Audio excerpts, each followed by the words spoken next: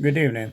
Today is May the 11th, and my video is going to be evidence for God's existence. I know I've mentioned Detective J. Warner Wallace numerous times. He's actually one of the first ones I came across when I started looking at apologetics. Him and Frank Turek. I realized that there needed to be a deeper argument and ability to discuss things other than, your experience you had in church, and myself, with my background. And as long as I ran from God, I just felt like there needed to be more as far as being able to witness to people. Over the years, I've learned that is one of the biggest things that we can do is give the witness of our testimony of how we came to God and the miracles that we have seen in our own lives where God has touched us, healed family members. Those are powerful testimonies. But we have to be able to, with today's society, we have to be able to even go further in discussing the evidence that backs up the story of Jesus and the Bible and shows the credibility of it. This one here, like I said, is there any evidence for God's existence? When I first walked into church 35 years ago, or 35 years old, I wasn't seeking God. I was just trying to be a good husband. My wife had grown up as a cultural Catholic, and though faith had never been a part of our marriage, she began to express curiosity that we'd teach our kids concerning right and wrong. I didn't believe in God, but I thought religion might have some cultural value, so I told her, if you want to go to church, fine. For years, I managed to avoid attending until one Sunday, she caught me off guard. A friend had invited us to a large evangelical church, and this time she was ready. I reluctantly went. The pastor that day said something that stopped me in my tracks. Jesus was the smartest man who ever lived. Then added that the moral teachings of Jesus formed the foundation of Western civilization. That sounded like an evidence-based claim, something the detective could test.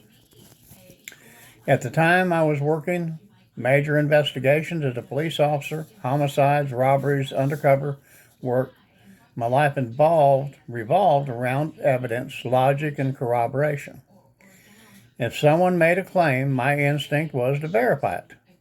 So I bought a cheap Pew Bible and decided to investigate Jesus like I would any case. I began applying forensic statement analysis, the same principles I'd used to assess witness reliability, to the Gospels. Were these accounts the product of truth tellers or fabricators? 6 months later, I was convinced they were telling me the truth about what happened. But knowing the Gospels were reliable wasn't the same as understanding the gospel message. My wife and I both had to ask, okay, if this is true, why did Jesus have to die on the cross? That step from evidence to understanding was where faith took root for both of us. By the following spring, I was serving in child's ministry and could finally say I was a follower of Christ.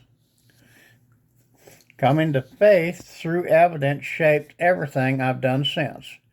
As an apologist and detective, I believe Christianity stands unique among the worldviews because it rests on public, testable claims. The disciples were eyewitnesses, not mystics who followed private visions. When John the Baptist doubted and sent his messengers to ask Jesus if he was the one, Jesus didn't scold him or appeal to emotion. He performed miracles and then said, "Go tell John what you've seen." That's evidential reasoning. So why should Christians today care about evidence? Because truth matters, and we should know why what we believe is true. Too often, when I ask church audiences why they're Christians, I hear two common responses. I was raised this way, or I had an experience that confirmed it. Those might describe how someone became a believer, but not why it's true. Mormons, Muslims, and atheists can make the same claims about their beliefs. Evidence separates truth from tradition or emotion. So why should Christians today care about evidence? Because truth matters, and we should know why what we believe is true. Our faith is part of an evidential heritage. From the beginning, Christianity has invited investigation. It's rooted in the public's events of history and the life, death, and resurrection of Jesus. That's why the apostles themselves argued from evidence. In Acts 1, when they replaced Judas, they didn't choose someone based on passion or faith alone. They required an eyewitness to Jesus' resurrection.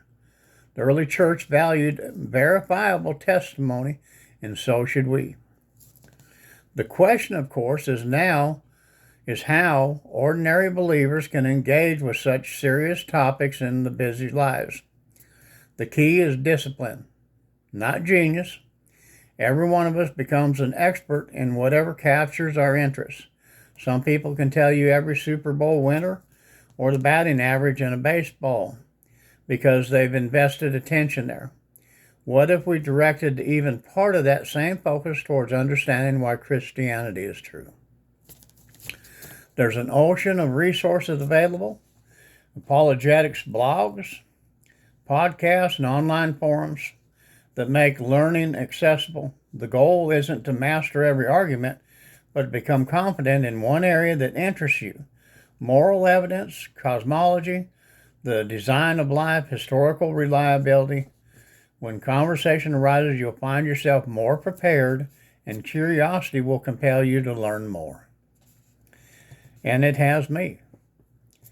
Ultimately, this isn't about intellectual pride, it's about transformation. As a skeptic, I followed the evidence and found Jesus. But as a believer, I followed Jesus and continue to find evidence everywhere.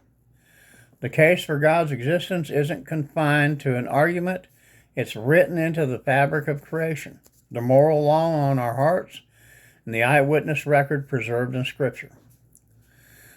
No matter what background you come from, one thing remains true.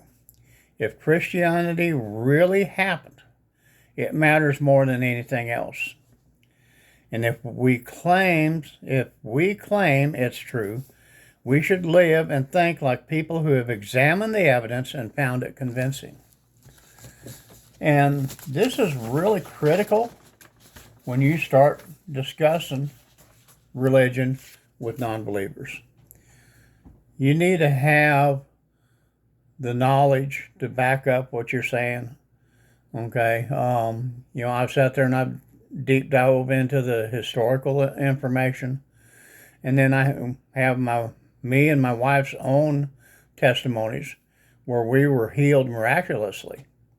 My wife isn't even supposed to be alive. She is supposed to have died over close to 45 years ago from bone cancer.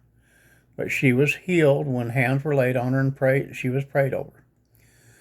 The fact that I've survived the life that I led and brought me to this point is a miracle in itself.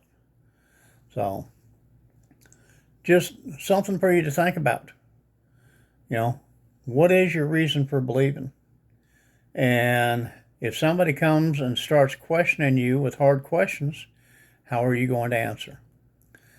I love y'all. Pray blessings over each and every one of you. And I will talk to you tomorrow.